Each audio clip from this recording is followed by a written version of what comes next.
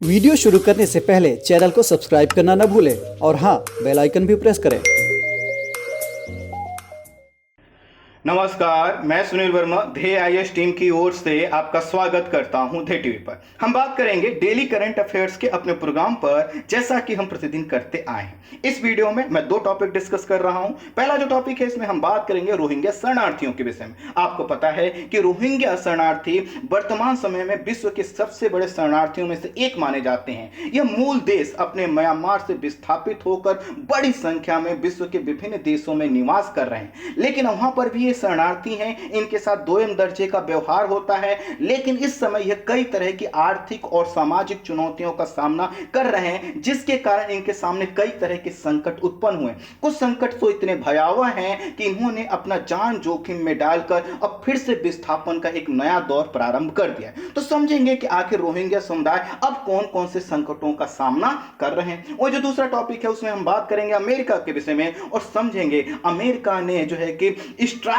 Force का गठन क्यों किया है, यह स्ट्राइक फोर्स क्या है, क्या करेगा, इसका चाइना से क्या संबंध है। आइए इन्हीं दोनों खबरों को एक एक करके विश्लेषित करते हैं। सबसे पहले हम बात करेंगे रोहिंग्या समुदाय के विषय में। आप म्यांमार का जो है मैप है, इसको देखिए। म्यांमार के मैप को देखेंगे तो दक्षिण पश्चिम में आपको रेड कलर का एक क्षेत्र दिखाया गया है, जो कि यहाँ का प्रांत है, एक रखाइन स्टेट, रखाइन प्रांत। अब रखाइन प्रांत की जो लोकेशन है, इसको थोड़ा सा और ध्यान से देखिए, आपको पता चलेगा यहीं पास में जो है कि बांग्लादेश का एक एरिया है जिसका नाम है कॉक्स बाजार। इसका नाम बार बार आएगा, इसको देख लीजिएगा। कॉक्स बाजार के बाद जो ढाका वाला क्षेत्र है, उसको भी देख लीजिए। और जो रखाइन प्रांत जहां पर लिखा हुआ है, वहीं देखिए बे ऑफ बंगाल भी लिखा हुआ है। यहीं पर एक द्वीप है जिसका जिक्र आगे आएगा। अब ये रखाइन प्रांत को आप देख रहे हैं तो यहीं से क्या होता है, एक पर्वत गुजरता है जिसका नाम है अराकानियोमा। और इंडिया का जो नॉर्थ स्टेट के क्षेत्र हैं, अर्थात उत्तर पूर्व के जो राज्य हैं, उनको भी आप देखिएगा और इनसे हम सभी चीजों को जोड़ने का प्रयास करेंगे। तो रोहिंग्या मूलतः जो है कि मुस्लिम समुदाय के लोग हैं। हालांकि कुछ हिंदू भी होते हैं, लेकिन अधिकांश संख्या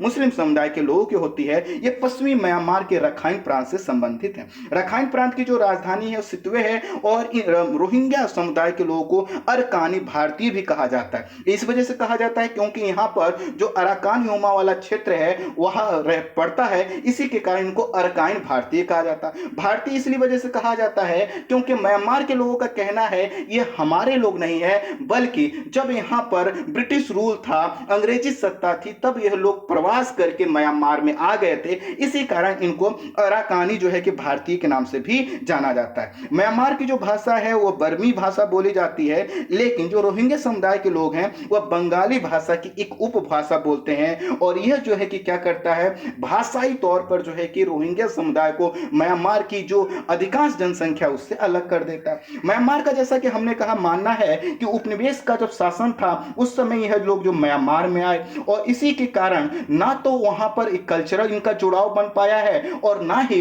वह जो है कि उसको एक्सेप्ट कर पाए हैं। अर्थात जो म्यांमार के लोग हैं वह जो है कि पूरी तरह से इनको एक्सेप्ट नहीं कर पाते। कारण यह है कि जो है कि भाषा, बोली, रहन सहन, खाना पीना सभी कुछ क्या है, बौद्ध बहुल म्यांमार से बहुत अलग है। जैसा कि आपको पता है कि हर धर्म के अपने खान पीन, रहन सहन की शैलियां होती हैं और उनमें कुछ ऐसी चीजें होती हैं जो तनाव का कारण बन जाती हैं। यहां पर भी तनाव का कारण बनती आई हैं। ये नया कोई समय नहीं है, बल्कि सैकड़ों वर्षों का जो इतिहास आप देखेंगे तो रोहिंग्या समुदाय और म्यांमार के जो बौद्ध समुदाय के लोग हैं उनमें कॉन्फ्लिक्ट आपको देखने को मिलेगा। म्यांमार में इन्हें, अर्थात रोहिंग्या समुदाय को पूर्ण नागरिक का दर्जा प्राप्त नहीं है। अगर नागरिक का दर्जा इनको प्राप्त करना है तो रोहिंग्या समुदाय को यह प्रूव करना होता है कि उनके जो पूर्वज हैं 1823 से पहले भी यहां निवास करते थे। स्वाभाविक है, 1823 जो काफी पुराना समय है, उस समय इतना डॉक्यूमेंटेशन का फेज नहीं था, तो रोहिंग्या समुदाय अपने आप को प्रूव नहीं कर पाते हैं। इसके कारण इनको नागरिक नहीं माना जाता है। इन्हें विदेशी निवासी के रूप में या फिर सहवर्ती नागरिक के रूप में इनको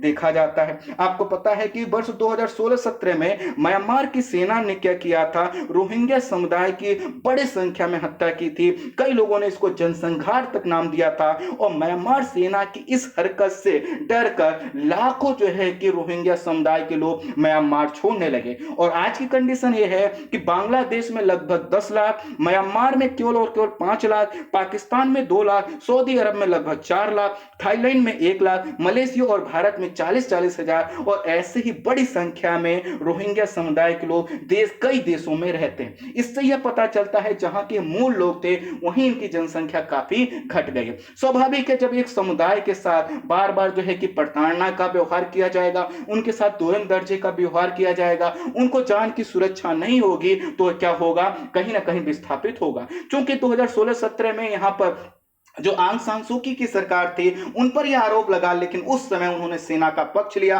और उसी सेना ने देखिए अब उनका तख्ता पलट कर दिया। इसलिए कहा जाता है कि कभी भी आपको अमानवीय नहीं होना होता है। आप अपने अगर सही डिसीजन पर चलते तो शायद आज जो है कि सेना इतनी कमजोर होती कि जो है कि आंग सान सू की जो तख्ता पलट की कंडीशन है नहीं आई होती। खैर, उन्होंने जो गलती की आज उन्हीं का देश इससे निपट भी रहा है, भुगत भी रहा है। खैर, यहां से जब लोगों का पलायन शुरू हुआ तो यह कई देशों में प्रवास कर गए, और जब प्रवास कर गए तो इसी में जैसे आप देखेंगे जितने देशों का हमने नाम बताया वहां वहां जाकर रहने लगे। और इनके साथ क्या होता है, जहां पर यह रह रहे हैं इनको एक सीमित एरिया में रखा जाता है, बहुत बड़ी पॉपुलेशन को सीमित एरिया में रखा जाता है। इनके पास न तो कोई आर्थिक क्रियाकलाप होता है, ना ही इनके पास जो आय का स्रोत है, ना ही इनके पास बच्चों की स्कूलिंग की कोई व्यवस्था है, ना ही इनके पास कोई हेल्थ पॉलिसी है, हेल्थ की कोई व्यवस्था है। इसके कारण यह जो कई अमानवीय दशाओं में निवास कर रहे हैं। ये इसी के अलावा बांग्लादेश में जब इनकी संख्या बढ़ी तो इनको भाषण चार द्वीप में रखा गया, और यह बांग्लादेश के दक्षिण में 40 किलोमीटर का लगभग द्वीपीय क्षेत्र है, और वहां पे दशाएं इतनी अमानवीय हैं कि वो कल्पना से बाहर हैं। यह जो द्वीप है जिसका नाम भाषण चार द्वीप है, ये समुद्र तल से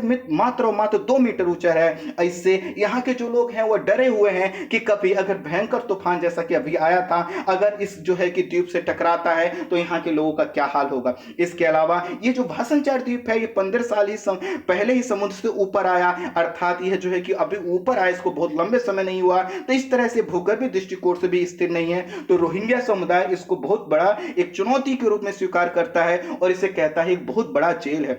बांग्लादेश का जो काक्स बाजार है यहां पर भी लगभग 10 लाख रोहिंग्या अभी रहते हैं। यहां पर अत्यधिक भीड़ है, यहां पर रहने योग्य अनुकूल दशाएं नहीं है, और इसके वजह से लोग बड़ी संख्या में बीमारी की वजह से मर जाते हैं, और इस वजह से वहां के जो लोग हैं वह डरे हुए हैं। फरवरी माह के प्रारंभ में लगभग 90 जो है कि रोहिंग्या शरणार्थी एक नाव पर सवार होकर मलेशिया के लिए निकले थे। आप समझिए वो वह समय था जब यहाँ पर क्या था, इस बे ऑफ बंगाल में क्या होता है कि लंबे जो है कि बहुत विशाल तीव्रता के जो है कि तूफान आते हैं। ऐसे समय में इन लोगों ने यात्रा अपनी प्रारंभ की, और यहाँ पर जब ये लोग चले तो इनमें से 9 लोगों की मृत्यु अभी तक हो चुकी है। ये जो जहाज पे जा रहे थे वह इंडोनेशिया के आसाह प्रांत है, वहां पर जाके ये समुद्र के किनारे फंसी थी। ग्रामीण के लोगों के द्वारा इनको निकाला गया तो पता चला इसमें जो है कि 49 महिलाएं हैं, 21 पुरुष हैं, 11 बच्चे हैं, और कई लोगों की मृत्यु ऑलरेडी उसमें हो चुकी थी। नाव टूट चुकी थी और बर्बर हालत में थी। आपने देखा अभी कुछ समय पहले बे ऑफ बंगाल में इतने बड़े जो है कि चक्रवात की कंडीशन थी, तूफान की कंडीशन थी, लेकिन इनको लगा कि जहां पर हम रह रहे हैं वहां पर तो हम मर ही रहे हैं, तो क्यों नहीं हम दूसरे किसी शरण स्थली की तलाश में हम फिर से अपने जान को जोखिम में डालें। पहली बात मैं क्लियर कर दूं, यह कोई पहली घटना नहीं है। हर साल सैकड़ों की संख्या में रोहिंग्या समुदाय ऐसे ही प्रवास कर रहे हैं और उनकी जो जान है वो जोखिम में है, और उसके वजह से कई तरह के हादसे होते हैं और जो है कि वह मानवीय त्रासदी का शिकार हो जाते हैं। तो इंडोनेशिया ने इन लोगों को, अर्थात रोहिंग्या शरणार्थी जो जिंदा बचे थे, इनको सुरक्षित पनाहगाह दिया। संयुक्त राष्ट्र की प्रवासी संबंधी एजेंसी ने इंडोनेशिया की तारीफ की। एक संस्था है, आपको पता है, UNHCR, इन्होंने कहा कि यह मानवीय सहायता पहुंचाने का जो प्रयास किया गया है यह कहीं ना कहीं कोविड संक्रमण में जो मानवीय सहायता पहुंचाने का एक बहुत अच्छा पहल है उसको इंडिकेट करता है। शरणार्थियों के विषय में यूएन का यह बड़ा मानवीय मूल्य बताया गया है और कहा गया है कि सभी देशों को इसी तरह से जो है कि जो शरणार्थी लोग हैं उनकी देखभाल करना चाहिए। लेकिन इनके सामने सिर्फ यह कोई पहली चुनौती नहीं है। दरअसल यह लोग बड़ी संख्या में दक्षिण पूर्व एशिया के देशों में खाड़ी के क्षेत्रों में प्रवास कर रहे हैं और रास्ते में ही दम तोड़ रहे हैं। इनके सामने सबसे बड़ी मुद्दा यह है कि आखिर यह करें तो अब क्या करें, क्योंकि एक जगह से पहले जहां पर ये थे वहां नागरिक माना नहीं जाता था, अब जहां पर रह रहे हैं इनके साथ दोहम दर्जे का व्यवहार है। हर देश की जो सरकार है पहले अपने लोगों को, चाहे कोविड संक्रमण हो या आर्थिक चुनौतियां हो, उनको पूरा करने का प्रयास कर रही है। तो इनके साथ जो इनका ये साथ एक मानवीय व्यवहार होना चाहिए था वह नहीं हो पा रहा है। आपको पता है म्यांमार में सैन्य तख्तापलट हो गया है। इसके बाद भी क्या हो रहा है, रोहिंग्या शरणार्थियों का जो पलायन है जारी है और जो वापसी का मुद्दा था कि रोहिंग्या समुदाय के लोग वापस जा सकेंगे वह शिथिल पड़ चुका है। इसके अलावा कोविड संक्रमण का जो है कि बहुत तेजी से इन क्षेत्रों में देखा जा रहा है। आर्थिक क्रियाकलाप का इनके पास अभाव है, जिसके कारण इनके पास कोई फ्यूचर नहीं है। इनके साथ दोहम दर्जे का व्यवहार हो रहा है, अंतरराष्ट्रीय समन्वय है नहीं। किसी देश से अगर कहा भी जाता है कि आपके यहाँ जो शरणार्थी है उसको रख लीजिए तो बहुत से देश एक्सेप्ट नहीं करते, जिसमें भारत भी शामिल है। इसके अलावा जो नागरिकता का मुद्दा है अभी भी अनसुलझा हुआ है, तो इनको यह लगता है कि अब हमारी जान का कोई कीमत भी नहीं है। और हकीकत भी यही है, जब तक आपके पास कोई नागरिकता का प्रमाण नहीं होता तब तक आप जो है कि ऐसे ही छोड़ दिए जाते हैं। कुछ मानवीय पहल जरूर की जाती है, मानवीय सहयोग जरूर पहुंचाई जाती है, लेकिन कहीं ना कहीं उनमें जो है कि काफी कमी देखने को मिलती है। इनके साथ भाषाई और सांस्कृतिक आधार पर, धार्मिक आधार पर भेदभाव हो रहा है। बच्चों का जो भविष्य है वो असुरक्षित दिख रहा है। इसी के कारण बड़ी संख्या में लोग नाव से या अन्य रास्तों से जो है कि होकर ये गुजर रहे हैं, जिससे इनकी जान जा रही है। आई होप समझ पाए होंगे कि आखिर रोहिंग्या समुदाय का जो मुद्दा है क्यों चर्चा में बना हुआ है। अब हम बात करेंगे अमेरिका द्वारा गठित स्ट्राइक फोर्स के विषय में।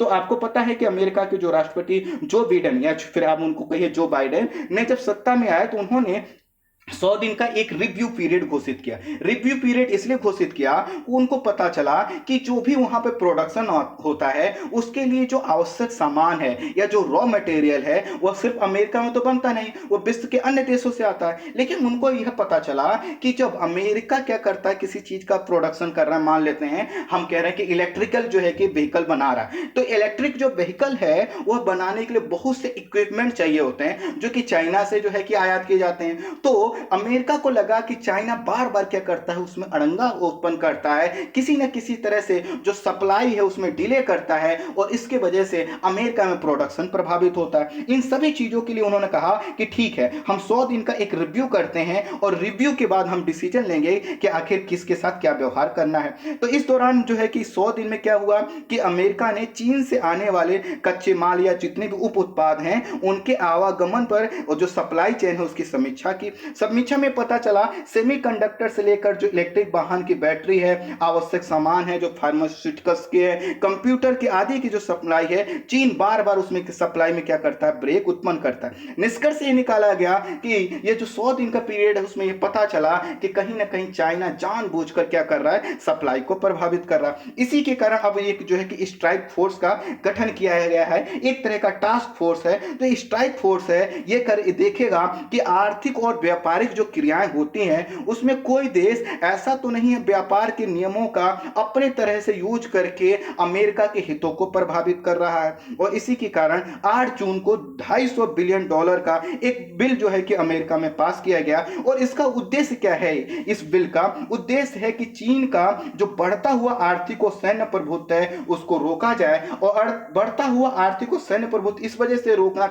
जरूरी हो गया है क्योंकि चाइना क्या कर रहा है कि हर चीज पर अपनी मोनोपोली स्थापित कर रहा है। वह जब किसी चीज के प्रोडक्शन को प्रभावित करने का प्रयास करना चाहता है, सप्लाई चेन को ब्रेक कर दे रहा है। और इसके अलावा उसके चाहे जासूसी नेटवर्क हो, उसके द्वारा जो है कि जितने पेटेंट से मुद्दे हो, कॉपीराइट से जुड़े मुद्दे हुए, जितने भी अधिकारों की कटौती, वो सब कुछ करता है। कुल मिलाकर जो व्यापार एक फेयर तरीके से होना चाहिए उसको यह नहीं पूरा होने देता। इसके अलावा $300 मिलियन का चीन के कम्युनिस्ट पार्टी के प्रभाव को रोकने में भी प्रयोग किया जाएगा, क्योंकि चाइना की जो कम्युनिस्ट पार्टी है वो कई तरह से अपने अन्य देशों में जो उसके काउंटर पार्ट हैं या जो है कि उसके प्रतिद्वंदी देश हैं उनमें अपना प्रभाव बढ़ाकर पॉलिसी को अपने हिसाब से डील करने का प्रयास कर रहा है। तो अमेरिका इससे जो है कि चिंतित है, उसको लग रहा है कि अगर अब चाइना को नहीं रोका गया तो दिक्कत हो जाएगी। तो जो स्ट्राइक फोर्स है ये सभी चीजों पर देखेगी, रिपोर्ट करेगी और उसी के हिसाब से क्या किया जाएगा, निर्णय लिया जाएगा। ये स्ट्राइक फोर्स कोई मिलिट्री फोर्स की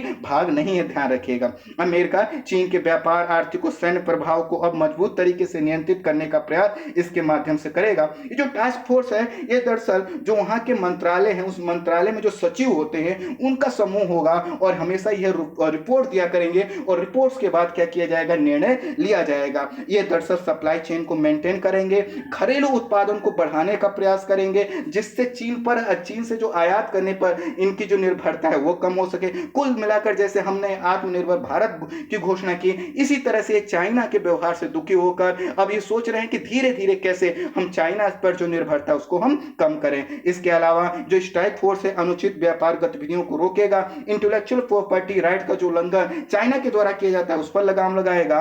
हालांकि जो चाइना का ग्लोबल टाइम्स है उसने कहा है कि अमेरिका का अपना सप्लाई चेन खुद का नहीं है और बना भी नहीं सकता क्योंकि अब जो व्यवस्था है वो बदल चुकी है। लेकिन आपको पता है कि यही अमेरिका है और उसी के राष्ट्रपति थे डोनाल्ड ट्रंप जिन्होंने चाइना को हर तरह से घेरने का प्रयास किया था। जो बाइडेन की जो पॉलिसी है वो थोड़ी अलग है, बावजूद कहीं ना कहीं अगर आर्थिक नजरिए से देखा जाए तो डोनाल्ड ट्रंप के ही एजेंडे को आगे बढ़ाते हुए बाइडेन भी चाइना को किसी न किसी तरह से रोकने का प्रयास कर रहे हैं। आई होप आप इस टॉपिक को संक्षेप में समझ पाए होंगे। इस वीडियो में इतना ही। Thank you so much.